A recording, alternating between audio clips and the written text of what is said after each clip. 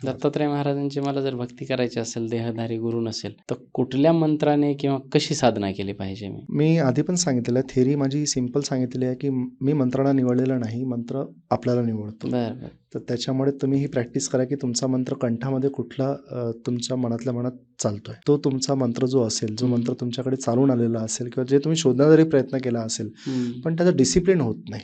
बरं, साधनेमध्ये डिसिप्लिन होणं खूप आवश्यक आहे. बरं. जो व्यक्ती सकाळी 8:30-9च्या आधी सूर्य बघतच नाही आणि तो म्हणतो की मी साधना करतोय, तर तुमच्यामध्ये तमसगुण ऑलरेडी खूप हेवी आहे. नंबर 1.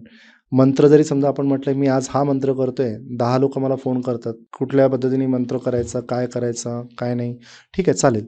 पण मंत्र मी जर समजा एखादा समजा दिला पण जर असेल, कुठल्या दत्तगुरूंनी जर दिला असेल, तर पण तो कंठात तुमच्या दाटतोय का? बरोबर. तर याचा तुम्हाला एक लॉजिक सांगतो. ती जी मी तुम्हाला तिथी देवी सांगितली ना, त्यांच्या प्रत्येक तिथी देवीमध्ये बीजाक्षर आहेत. आता हा तुम्हाला जसं द्राम, रीम वगैरे. ना तिथे पण अम पासून आहा पर्यंतचे बीजाक्षर आहेत. अच्छा.